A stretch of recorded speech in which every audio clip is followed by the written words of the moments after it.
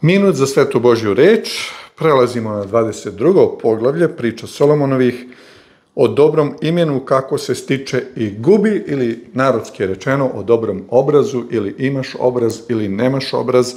I čitamo uglavnom po 4 stiha, jer oni jesu razuđeni sa idejama, ali ne možemo više ideja obuhvatiti u videu. Ideja da bude kratko, to je minut za Bibliju, pa eto kao onaj klik minut vesti na YouTube-u. Bolje je ime nego veliko bogatstvo i milost je bolja nego srebro i zlato. Bogat i siromak sretaju se, obojicu je Ahajah stvorio. Pametan čovjek vidi zlo i skloni se, a ludi idu dalje i plaćaju. Smernosti i strahu Božjem plata je bogatstvo i slava i život. I evo vidimo da i ovdje imamo 4 različite ideje, različita koncepta koje obuhvataju mnoge životne okolnosti kroz koje mi prolazimo. Prvo, bolje je ime ili dobro ime nego veliko bogatstvo. Da čovjek ima ugled i obraz, i milost je bolja nego srebro i zlato. Da se ukazuje milost ljudima, da imamo dobro ime, to je bolje i od bogatstva, i od srebra, i od zlata, jer bogatstvo se može steći na nečasan način i kada na kraju bude Bog sudio ovome svetu, badava svo to bogatstvo i badava svo to srebro i svo to zlato, jer će biti svedočanstvo protiv onih koji su zakinuli ljude i koji su bili drski i bezobrazni lopovi, lopurde, lopine, i kaže, hodite sada vi bogati, plačite i ridajte za sve nevolje koje idu na vas, istrunu vaše zlato pred vašim očima i haljine vaše i srebro vaše pojedoše moljci ili šta već. Jednostavno, ono bogatstvo koje je stečeno na zlu i na otimačini, ono će nestati.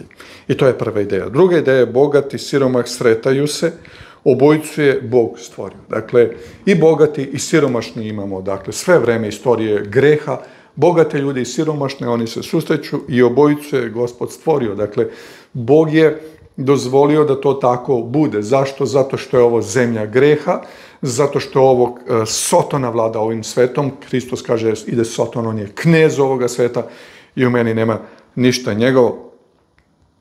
Pametan čovjek vidi zlo i skloni se, a ljudi idu dalje, a ludi idu dalje i plaćaju.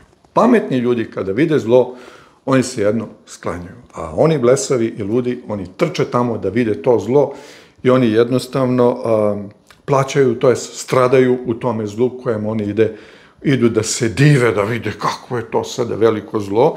I zato Hristos kaže za Antihrista koji će doći u pustinji ili u sobama, kada vam rekao, evo ga u pustinji ne idite tamo, evo ga u sobama ne idete tamo, jer će prevara biti tako velika da prevari, ako je moguće, i izabrane i svi koji budu otišli tamo da vide to zlo, oni će platiti, to jest izgubit će večni život.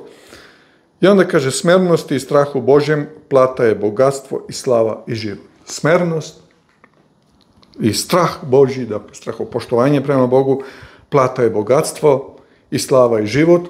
I najbolji pokazatelj toga smernosti jeste David, koji je bio po Božjem srcu, koji je bio uzet kao čobanin, kao pastir od ovaca, pomazan je za cara, i Bog je tako blagoslovio da je taj David, mali David, pripravio preko 250, možda 300 milijardi dolara, pošto to devalvira, da se spremi hram, i dao je ogroman novac i ogromno bogatstvo je stekao, da Solomon kada je došao on nije stekao ništa, on je samo čerdao, trošio ono što je David skupio i zaradio.